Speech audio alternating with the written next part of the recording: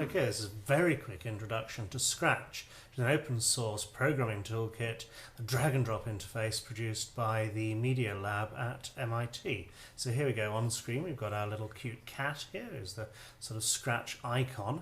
What we're going to have a go at is the sort of thing I would do typically with maybe a Year 4, Year 5 class. We're going to not worry too much about our cat for the time being. Any of you seen Finding Nemo? You have that wonderful tank, scenes in the fish tank, where each of the characters, each of the little animated figures in the fish tank have their own character.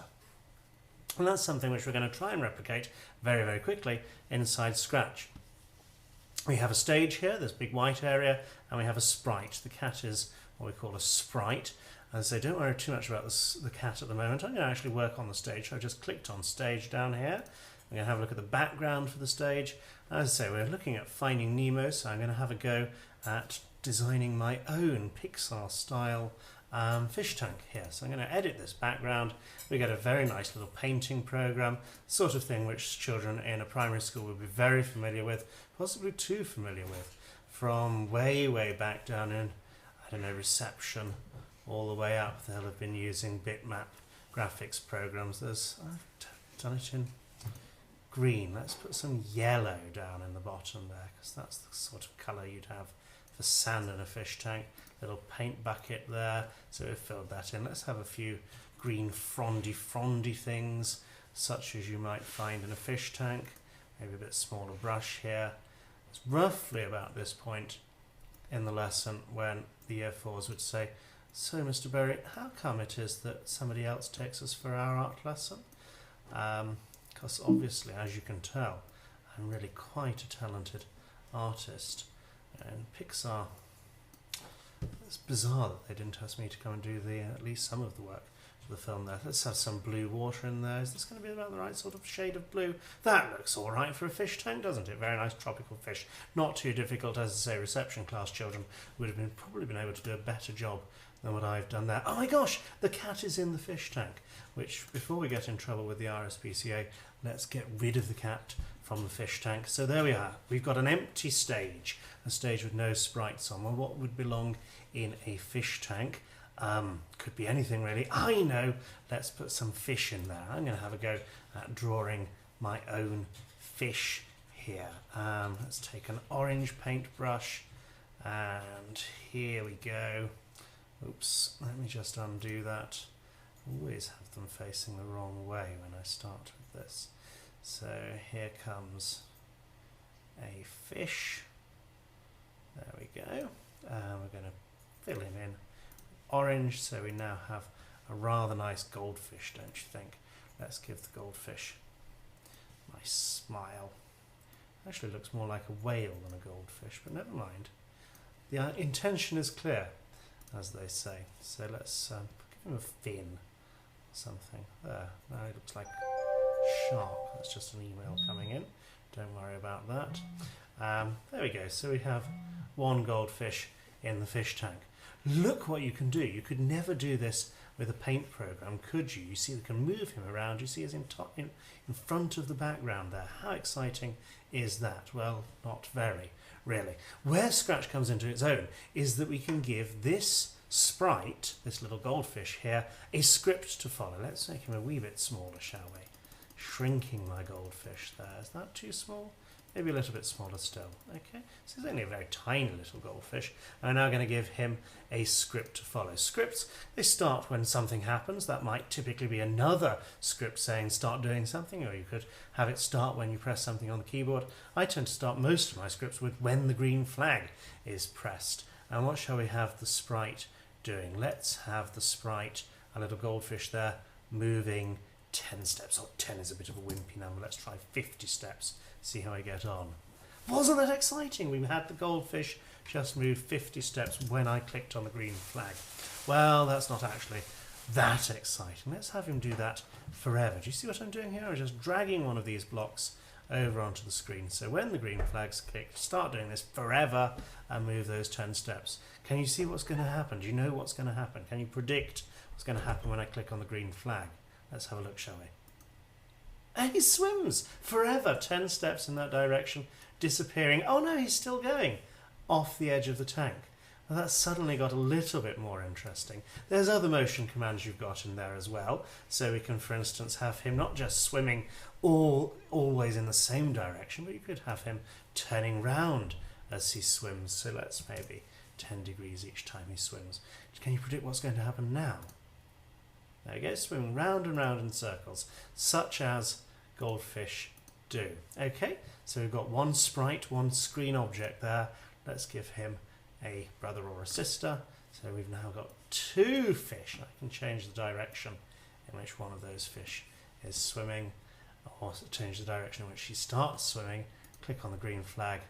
Wow, how exciting. Okay, well that's great fun, isn't it?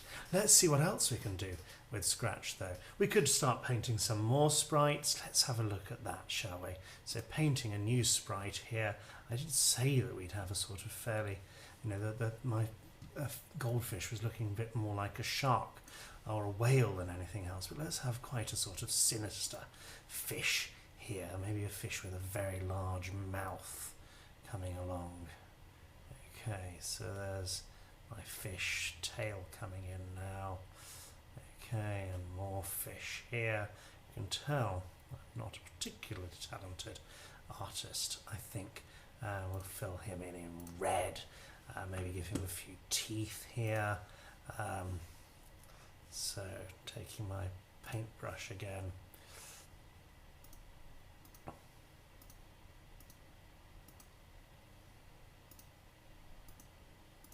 There are a number of pre-prepared sprites that come with Scratch, but I think it's quite fun sort of drawing these things for yourself, don't you?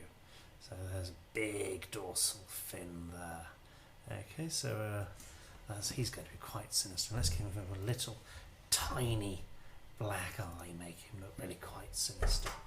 There we go. Oh my gosh, that's already got an awful lot more scary in the fish tank. So what shall we do with this new sprite? Well, same sort of idea really. When I click on the green flag, let's have him do something forever. But what sort of thing shall we have him do? Well, we could give him another set of instructions to follow. We could make him move around the screen randomly. We could make him chase one of the other fish. There's all kinds of things which are open to us here. What I want to do is have him under my control so I can steer him around the screen. And what I'm going to do that is, yes, we're going to have him keep swimming around the tank there, but he's a big fish, so he probably doesn't swim quite so fast as the other. But we're also going to have him listening to what's going on the keyboard. So if I press one key, I'd like him to do one thing. If I press another key, do something else. So what I'm going to ask him to listen out for is my pressing the left arrow key and the right arrow key. There's another email coming in. And what shall we have him doing? We'll have him turning right if I press the right key, and turning left if I'm not sure what to do now. Oh yeah, if we press the left key. Let's have a look at what the big fish does now. So green flag, what are we expecting to happen? Well, he just swims across the screen. That's not very exciting. Oh, but he's supposed to listen out for what I'm doing with my keys there. There we go. So I'm now steering this big scary fish all the way around the screen. Okay, that's a lot more fun, isn't it? And again, we're moving on quite quickly. Now, one more thing. Back to my goldfish here. What I'm going to have him do is disappear as soon as the big fish eats him. Now, to do that, again, all we need to do is inside our keeping going forever loop here, keep testing whether, rather than forever, let's have that as a repeat until something happens. And what shall we have it test for? We'll have whether he's touching sprite 3, which is of course my Jaws or Piranha sprite. And once that happens, then stop swimming round and we'll have him hide, and that script could then stop at that point. Now that script is exactly what I want going on to sprite 2 as well, so I'm going to take those sets of instructions and just drag them over to sprite 2. Sprite 2's now got both sets of instructions, don't need that one anymore. So that can just disappear over to the side here. I've got my 2 goldfish and my big scary red fish. And they should... Now, well, we'll see what happens, shall we? So, start the script. Those fish swimming around quite happily. Let's see. Oh, we've eaten one of them. And we've eaten the other one. There we go. So, we've got a very, very quick, simple demonstration of a food chain inside a fish tank there. I'm not quite sure how long that took, but I bet it was a little bit over 7 minutes. There you go.